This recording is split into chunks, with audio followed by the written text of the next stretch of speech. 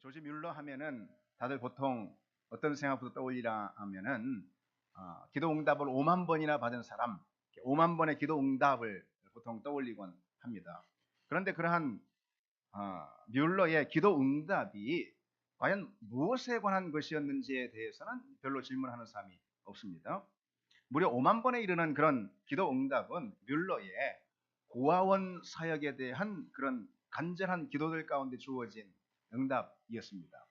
19세기 영국에는 그야말로 고아들로 넘쳐났다라고 합니다. 그때 조지 뮬러는 그 고아들을 돌보는 사역으로 부르심을 받았습니다. 뮬러는 수십 개의 고아원을 세웠고 또 수만 명의 고아들을 길렀습니다. 그래서 고아들의 아버지였습니다. 그러면은 뮬러가 엄청난 재산가여서 그처럼 고아원을 설립하고 또 운영했는가? 전혀 그렇지 않습니다. 그는 무일푼으로 그 사역을 시작했습니다. 그래서 그는 기도했고 기도할 때마다 하나님께서는 그 기도에 응답해 주신 것이죠. 그래서 그 위대한 고아원 사역들은 사실 조지 뮬러의 기도의 응답의 결과였다라고 볼 수 있습니다. 뮬러의 고아원 사역에서 우리에게 이 믿음의 도전을 주는 중요한 점을 한 가지 우리가 찾아볼 수가 있습니다. 뮬러는 고아원을 운영하면서 그 시설 운영하는데 막대한 비용이 들어가지 않겠습니까? 수만 명의 고아들이 있는데, 그래서 그 시설 운영 자금을 충당하기 위해서 그 누구에게도 부탁을 해본 바가 없다라는 것이죠. 정부에 손을 내민 적도 없었고요. 그리고 어떤 행사나 프로그램을 통해 가지고 후원자를 모집하는 일도 없었다라는 것입니다. 오직 기도에 집중하면서 하나님이 공급해 주시는 것을 뮬러는 기대하고 또 그렇게 기다렸습니다. 그래서 이 고아원을 시작하게 된 동기에 대해서 이 뮬러가 밝히고 있는 것이 있습니다. 가난하기 짝이 없는 내가 누구에게도 도움을 청하지 않고 오직 기도와 믿음으로 고아원을 설립해서 이끌어 간다면 모든 불신자들의 양심에 거룩한 역사의 실체를 보여주는 증거가 될 것입니다. 그랬습니다. 한마디로 뮬러의 신조는요, 하나님이 하신다. 그것입니다. 하나님의 일이라는 그 확신이 드는 것이라면은 하나님이 하신다라는 믿음을 붙드는 것은 너무도 당연한 거다라는 것이죠. 하나님의 일이라면은 당연히 하나님이 하시지 않겠습니까? 그것이 뮬러의 믿음이었던 것입니다. 따라서 우리는 하나님의 일을 붙드는 것이 일단 중요한 것이죠. 그렇죠. 그러니까 우리 인생에 하나님의 뜻 안에 있는 것이 중요한 것이죠. 그렇다면은 우리 인생은 하나님의 손길에 있는 하나님의 일이 될 테이고, 그러면은 하나님이 하시는 것이죠. 하나님이 하시는 것입니다. 그러니까 오늘 본문에 바울이 보여주는 믿음의 태도 역시 바로 그와 같다라는 것을 우리가 오늘 살펴볼 것입니다. 벨릭스가 바울을 구금한 지 만 2년이 지난 주후 60년에 벨릭스는 부정부패와 폭정에 대한 책임으로 로마 황제 네로에 의해서 해임되는 것을 볼 수 있습니다. 그리고는 베스도가 새로운 유대 총독으로 임명이 됩니다.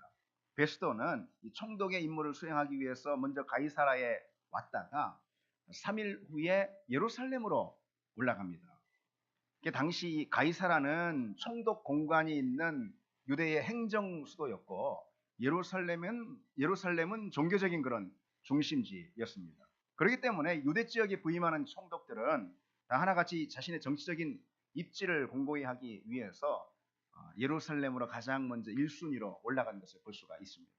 새로운 총독 베스토가 예루살렘을 방문하자 대제사장과 바리새인들이 이번이야말로 바울을 제거할 수 있는 절호의 기회다, 이렇게 여긴 것입니다. 그동안 번번이 실패하지 않았습니까? 그들은 새로 부임한 총독에게 닭달같이 달려가 가지고 바울을 다시 재차 고발한 것입니다. 그리고는 바울을 예루살렘으로 송환해 줄 것을 요청합니다. 그것은 2년 전에 실패했던 그들의 암살 계획을 다시 진행하고자 하는 그런 음모 아니겠습니까? 바울이 예루살렘으로 오는 그 도중에 재판 같다가 안 되니까, 재판으로는 안 되니까 그 도중에 테러를 가해서 바울을 죽이고자 하는 그런 음모인 것이죠. 그러나 이 베스도는 바울의 현재 관할 구역이 예루살렘이 아니라 가이사라이니까, 그리고 자기도 며칠 후에 가이사라로 다시 돌아갈 터이니까 그때 가이사라에서 바울의 모든 죄목이 있으면 낱낱이 그때 고발하면 된다라고 이렇게 제안을 한 것입니다. 그리고 베스도는 열흘 후에 가이사라로 돌아갑니다. 가이사라에 도착한 이튿날 아침에 그는 법정에 앉아서 바울을 불러들입니다. 바울이 들어서는 순간 때마침 예루살렘에서 달려온 이 유대인들이 온갖 그런 과격한 말을 쏟아부으면서 바울을 공격하고 그리고 재차 바울을 고발한 것이죠. 그러나 그들의 고소 내용들 가운데 뭐 하나라도 입증할 만한 것은 없었다는 것입니다. 이어서 바울이 증언대에서 간단히 변론을 합니다. 나는 유대인이나 그리고 또 나는 유대인의 종교나 그리고 또 성전이나 가이사, 다시 말해 황제에게 어떠한 잘못도 범한 것이 일체 없습니다. 뭐 간결하죠. 그렇게 자신을 변론합니다. 그러나 이 베스도는 유대인의 환심을 사기 위해서 정치가 어떻게 돌아가는지 금방 파악한 거 아니겠습니까? 유대인들의 환심을 사야지 자신이 그 직을 오랫동안 유지할 수 있으니까. 그래서 바울에게 이렇게 제안을 하는 것입니다. 그대가 예루살렘으로 올라가서 재판을 받으면 어떻겠냐, 그런 것이죠. 바울이 그야말로 그 꼼수 뻔한 술책을 다 알고 있지 않습니까? 2년 전에도 바울은 그로 인해서 큰 위험에 처할 뻔했잖아요. 그래서 바울은 어쩔 수 없이 이 사람들에게 재판을 맡길 수 없다라는 결론이 난 것이죠. 그래서 황제에게 상소하는 것을 볼 수 있습니다. 오늘 본문에 그런 내용이 기록되어 있죠. 바울은 로마 시민권자였기 때문에 법 집행이 부당하다고 여기는 그때에 황제의 법정에 상소할 수 있는 그런 권리가 있었습니다. 그러자 이 베스도가 주변 참모들과 함께 의논을 나눈 다음에 이렇게 판결을 내립니다. 그대가 황제에게 상소했으니 그대는 로마 황제 앞에, 그 법정 앞에 서게 될 것이다. 호송을 할 것이다. 이것이죠. 여기까지가 오늘 본문의 내용입니다. 오늘 본문에서 우리가 주목하고자 하는 그런 한 가지 사실이 있습니다. 바로 바울이 가이사라 감옥에서 무려 2년 동안이나 갇혀 있었다라는 것이죠. 사도행전 24장은 이렇게 끝납니다. 이태가 지난 후 보로기오 베스도가 벨릭스의 소임을 이어받으니 벨릭스가 유대인의 마음을 얻고자 하여 바울을 구류하여 두니라. 그리고는 오늘 본문 25장이 이어지는데 그 이후에 전개되는 여러 가지 재판의 양상들에 대해서 소개하고 있죠. 여러분 한번 생각을 해보십시오. 바울은 지금까지 잠시도 쉬지 않고 헬라 지역을 순회하면서 복음을 전하고 교회를 개척하지 않았습니까? 바울은 다메섹에서 회심을 한 그 이후에 안디옥 교회의 목회자로 사역을 하기까지, 그러니까 14년을 다메섹에서, 광야에서, 예루살렘에서, 그리고 자기 고향 다소에서 그 많은 시간들을 쉼 없이 그야말로 복음의 일꾼으로 달려왔습니다. 그리고 그 이후에는 또 어떻습니까? 그 이후에는 이방 지역을 향한 복음의 사도로 부름을 받아서 아시아에서, 또 마케도니아에서, 그리고 또 아가야에서, 그러니까 헬라 지역이죠. 그곳에서 12년을 마치 기관차처럼 달려왔었습니다. 그래서 1차, 2차, 3차 전도 여행을 다 마치고 그것을 통해서 헬라 지역에 복음을 편만하게 다 전하고 그 많은 교회들을 개척을 했던 것입니다. 그럼에도 아직 그가 달려가야 할 길이 남아 있었죠. 당시 지중해 세계에서 땅끝이라 이렇게 여겨지는 서바나, 그러니까 스페인이죠.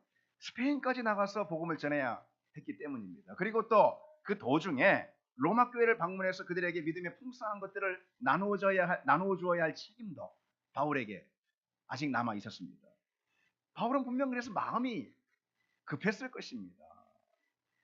땅끝까지 이르는 세계 선교에 대한 이 강력한 열정에 그가 사로잡혀 있기 때문이고, 그리고 그것은 당연히 하나님이 주신 사명이라는 사실은 부인할 수 없는 것 아니겠습니까?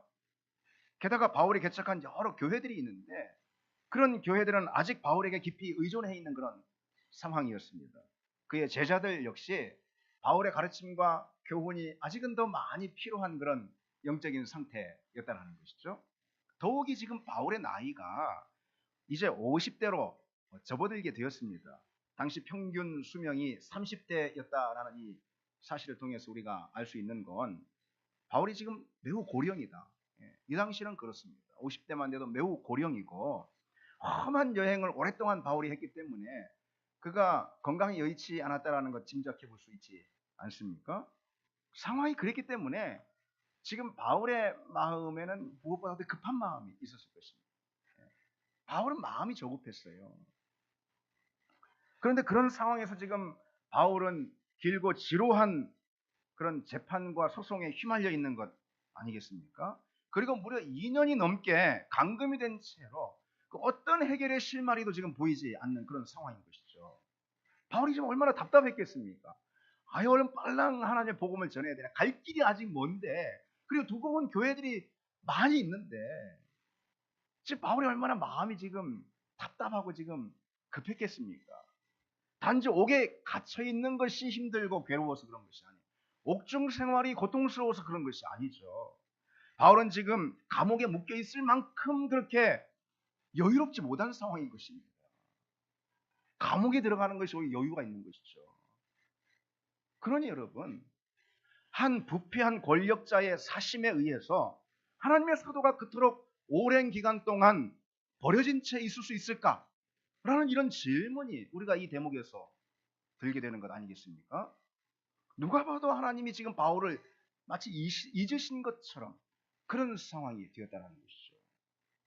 우리가 봐도 정말 이해가 되지 않습니다. 이 본문을 읽으면서 이해가 되지 않는 그런 본문인 것이죠.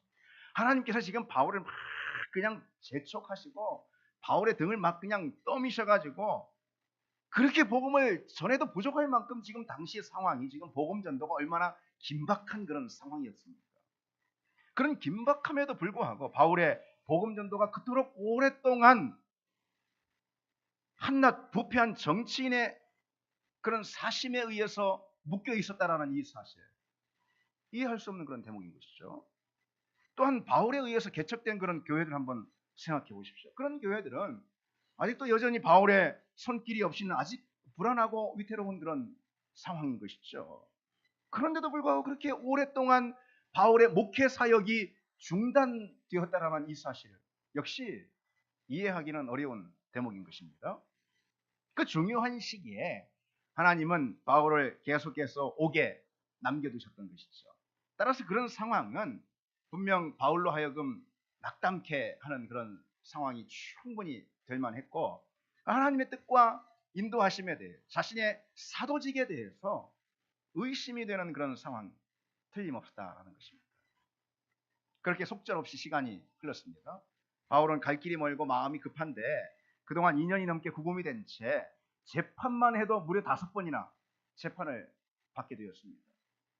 어성세월을 보내는 것 같은 그런 느낌이 들지 않겠습니까?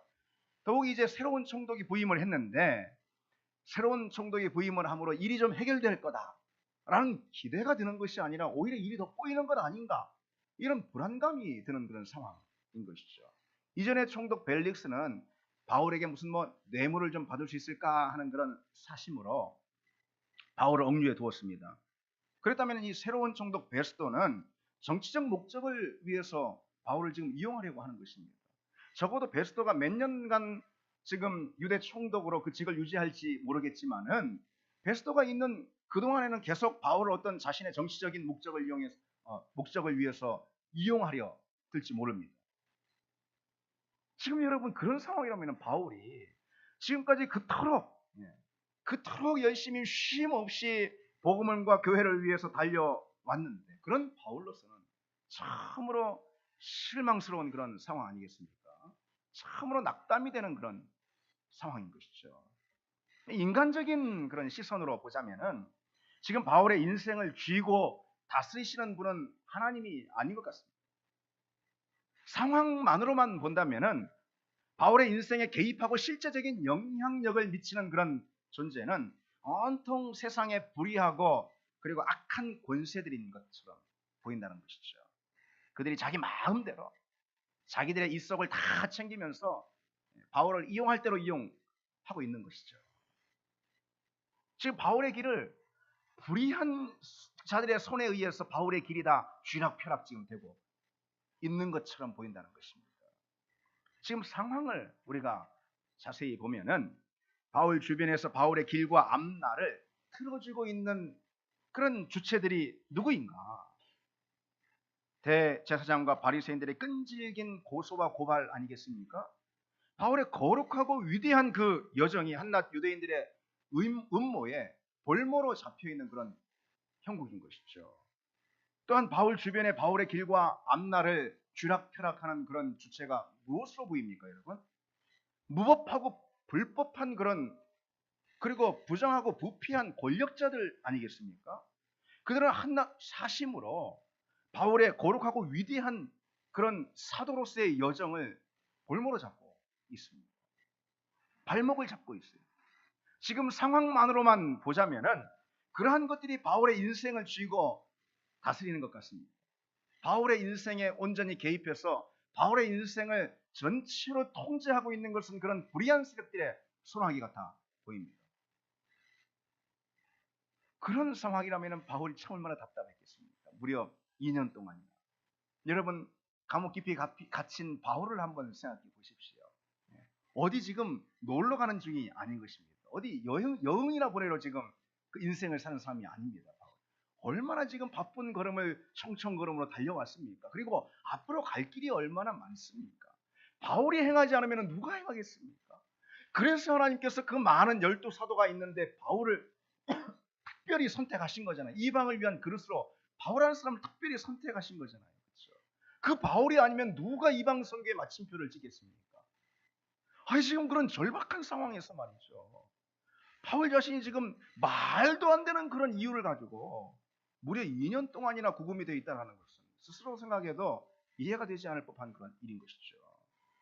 그러나 바울은 그렇게 답답한 그런 상황 속에서 어떤 믿음을, 어떤 태도를 가졌을까요? 그것은 바울이 이후에 다시 한번 옥에 또 투옥이 되는데 그 옥에 투옥되었을 그때에 그가 고백한 신앙 고백을 통해서 우리가 짐작해 볼 수가 있습니다. 바울은 그때 자신을 걱정하는 많은 교회의 여러 성도들에게 이렇게 편지를 하고 있습니다. 형제들아, 내가 당한 일, 그러니까 내가 옥에 갇힌 이 일은 도리어 복음 전파의 진전이 된 줄 너희가 알기를 원한다. 그러므로 이로써 내가 기뻐하고 또한 기뻐한다. 이렇게 편지를 보내는 것을 볼 수 있습니다. 그 고백을 하는 때가 언제냐? 바울이 이제 2년 동안 여기 가이사라에 갇혀 있는 다음에 로마로 압송이 됩니다. 로마에 압송이 돼가지고 지금 바로 이 황제의 재판을 받아야 하지 않겠습니까? 그런데 황제의 재판이 또 곧장 안 일어나는 거예요. 로마 시민권 한 가지고 있는 뭐 별 볼 일 없는 천막장이잖아요. 천막장. 그 바울을 위해서 뭐 네로가 자기 시간을 다 내주겠습니까? 그 황제가 자기 시간을 내주겠습니까? 재판이 자꾸 연기되고 차일피일 미뤄져서 무려 2년이나 걸리게 돼요. 2년이나. 그것도. 도합 4년인 것입니다. 지금 바울 입장에서는 이게, 여러분 생각을 해보십시오. 하나님은 날 사용하시는 건 맞나? 하나님이 정말 나를 사도로 뽑아 나를 사도로 인도하시는 건 맞나? 내가 주의 복음의 일꾼 맞나? 이런 생각이, 이런 의심이 들 정도의 상황 아니겠습니까, 지금?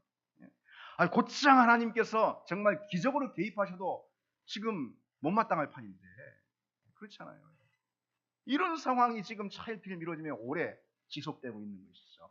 바로 그 시점에 지금 바울이 빌립보 교회 성도들을 향해서 아까 읽어드린 그 편지를 쓴 것입니다.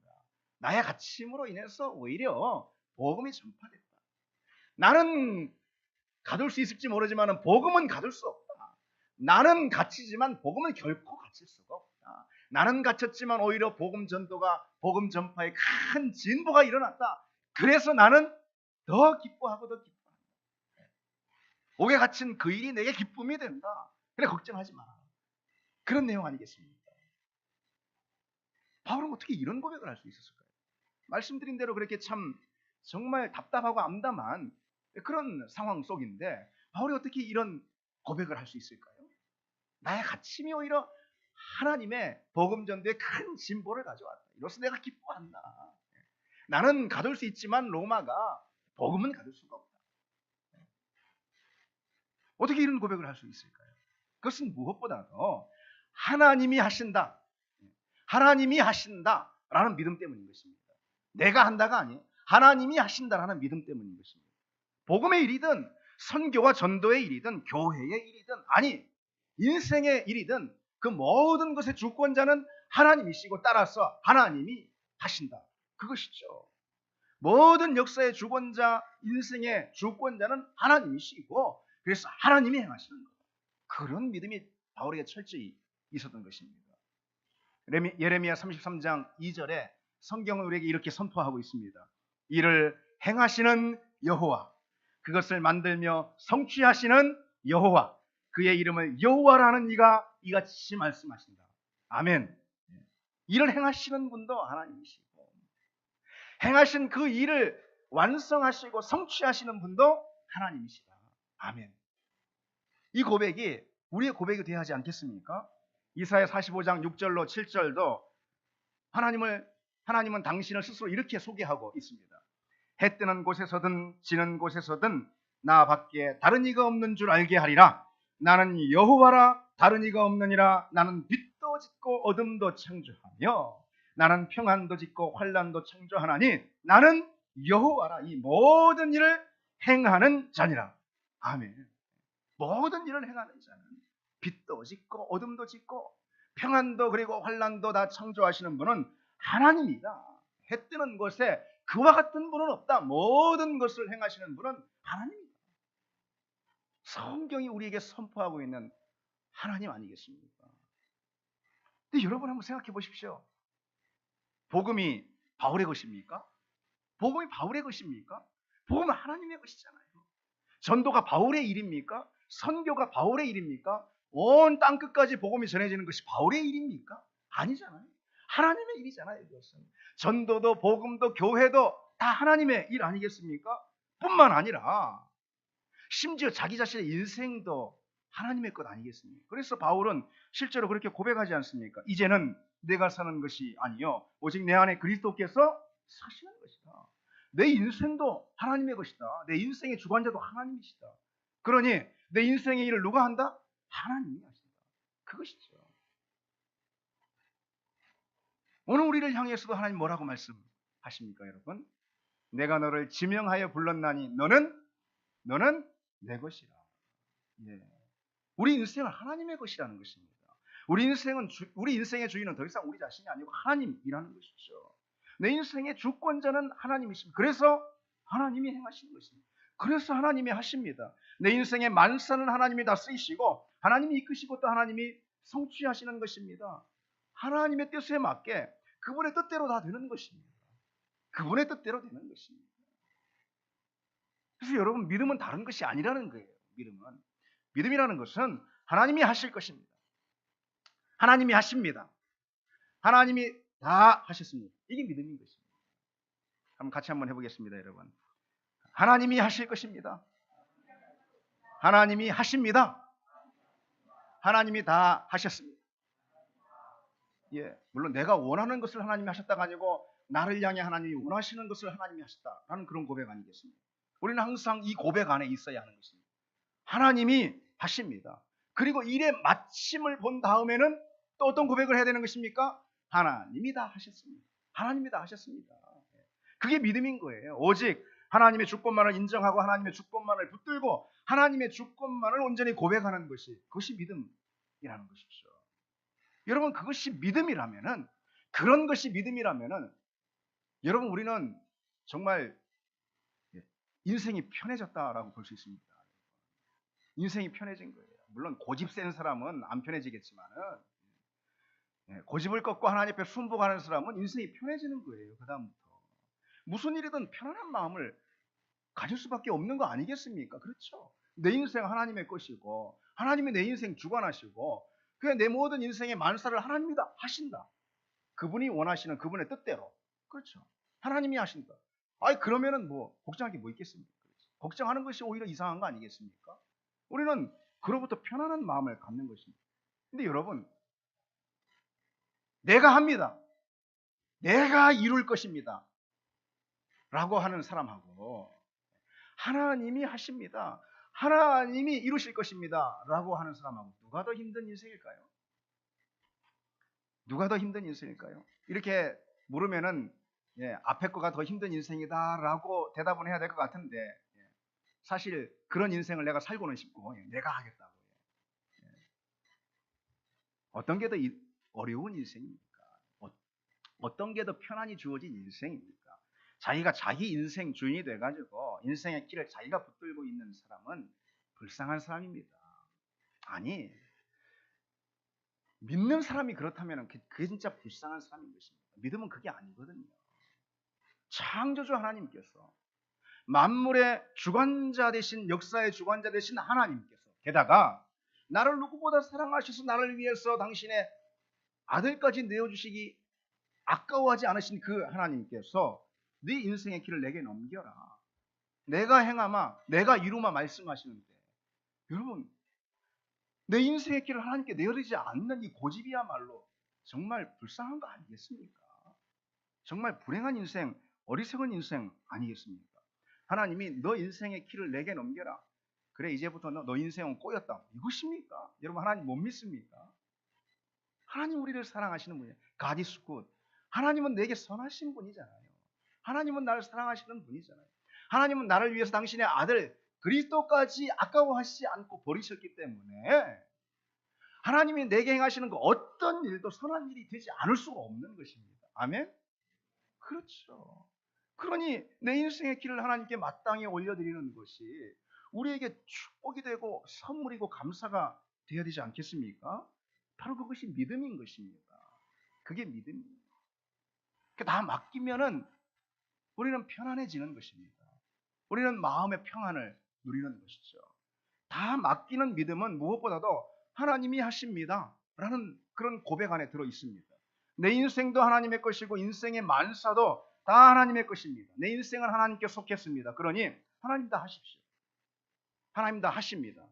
그 고백을 가리켜서는 믿음이라 라고 말하는 것입니다. 그리고 그런 믿음을 가진 사람의 증상이 있는데, 그런 믿음을 가진 사람의 증상이 있는데 그게 뭡니까? 편안한 것입니다. 편안함. 네. 세상을, 아니 자기 인생을 관조하듯 볼 수 있는 것입니다. 마치 제 3자처럼 내가 개입할 수 없는 그 어떤 것을 보는 것처럼 내 인생에 대해서 이렇게 관조하듯이 볼 수가 있는 것이죠. 내 인생 가운데 하나님께서 무엇을 행하시나 이걸 보는 것이 믿음 아니겠습니까? 내 인생 내가 살아야지. 내 인생 내가 계획하고 내가 설계하고 내가 주장하고 내가 힘쓰고 내가 사는 거 아니라는 것이죠. 이제는 믿음이라는 것은, 믿음은 하나님이 내 인생의 주관자가 되시고 하나님이 내 인생을 이루십니다. 그렇잖아요. 그러니까 그런 믿음을 가지는 사람의 증상이 있다면, 말하자면 증세가 나타난다면 어떤 증세가 나타나는 것입니까? 하나님 내 인생을 향해서 뭐 하시나, 뭐 행하시나 보자. 인생을 관조하듯이, 자기 인생 아닌 것처럼 관조하듯이 볼 수가 있는 것입니다. 얼마나 편안합니까, 여러분? 왜 그렇게 못 삽니까, 여러분? 고집이 있어서 그렇죠. 고집 부려서 내 인생의 길을 하나님께 안 드리니까 그런 것이죠. 다시 말해서 믿음이 없으니까 그런 것 아니겠습니까? 그러니까 내 인생의 주인이자 주권자가 하나님이시니까 당장 보기에 뭐 꼬이는 것이 있어 보여도, 바울처럼요, 답답한 일이 생기는 것 같아도, 문제와 장애를 만나는 것 같아도 마치 관조하듯이요, 이런 믿음을 가질 수 있을까요? 근데 바울이 옥중에서 마치 그와 같은 믿음의 태도를 보였다고 생각합니다. 관조하듯이 편안한 마음을 갖는 것이면 내 인생 어떻게 되나 보자, 이것입니다. 얼마나 좋습니까, 여러분? 믿음이 그렇게 좋은 것입니다. 내 인생 어떻게 되나 한번 봐야지. 아니, 정확히 말해서 내 인생 가운데 하나님께서 무엇을 행하시는지 봐야지. 그거 아니겠습니까? 나는 그저 그분 앞에 무릎 꿇고 겸손히 내 마음을 순복하는 태도로 올려드리는 것입니다. 바울은 그 급박한 시점에서 옥에 갇혀가지고 무려 2년 동안이나, 아니 4년 동안이나 아무것도 못하고 있을 그때에 어떤 태도를 바울이 가졌을까요? 옥문을 막 발로 차면서 하나님 잘못 봤다고 막 하면서 그랬을까요? 분명 바울은 편안한 마음으로 하나님이 자기 인생 가운데 어떻게 간섭하셔서 어떤 일을 행하실까 기다리며 주목해 보았을 것입니다. 분명 바울은 그렇게 했을 것입니다. 그런 믿음의 사람이었고, 믿음은 바로 그러한 태도로 증명이 되는 것이기 때문인 거죠. 그럼 반대로 하나님의 주권을 인정하지 않는 그런 불신앙의 증상은 뭘까요? 불신앙의 증세. 크게 세 가지로 볼 수 있는데 항상 매일같이 우리 삶 가운데 반복되는 것들입니다. 첫 번째는 무엇일까요? 조급증입니다. 안달하는 거예요. 안달하는 거. 왜 조급하고 안달해 합니까? 자기가 생각하는 대로 자기 뜻대로 되지 않으니까 그런 것이죠. 그러나 그것처럼 하나님이 내 인생의 주권자가 된다라는 그 믿음을 부정하는 태도도 없다라는 것입니다. 믿음의 단짝은 기다림입니다. 왜요? 아까도 말씀드렸듯이 인생은 내가 사는 것이 아니라 하나님이 사시는 것이기 때문에, 하나님이 행하시는 것이기 때문에 내 인생 가운데 하나님께서 무엇을 행하시냐 보자. 기다리는 거 아니겠습니까? 기다리는 것이죠. 반면에 불신의 단짝은 조급함인 것입니다. 따라서 하나님은 우리를 기다리게 하시는 분이지, 우리의 믿음을 요청하시는 분이니까 하나님은 우리를 기다리게 하시는 분이지, 날마다 그냥 조급해가지고선 하나님께 부르짖는 그 조급증에 응답하시지 않는 분이라는 것입니다. 여러분 그 사실을 기억하시기 바랍니다. 두 번째 증상이 무엇일까요? 불신앙의 증상. 염려입니다. 염려. 우리가 염려할 때 내 삶의 주인이다, 내 인생의 경영자이신 하나님을 인정하지 않는 것이죠. 그처럼 불신의 태도도 없는 것입니다. 믿음이 없을 때 가장 먼저 우리 가운데, 우리 마음 가운데 일어나는 것이 바로 염려인 것입니다. 불신의 태도가 염려인 것입니다. 근데 참 재밌는 것이 있죠. 여러분 한번 생각을 해보십시오. 우리 믿음은 상당히 근시해요. 가까이 하나님께서 우리에게 두고 보시기 해도 믿음의 눈이 열리지 않아가지고 잘 믿질 못합니다.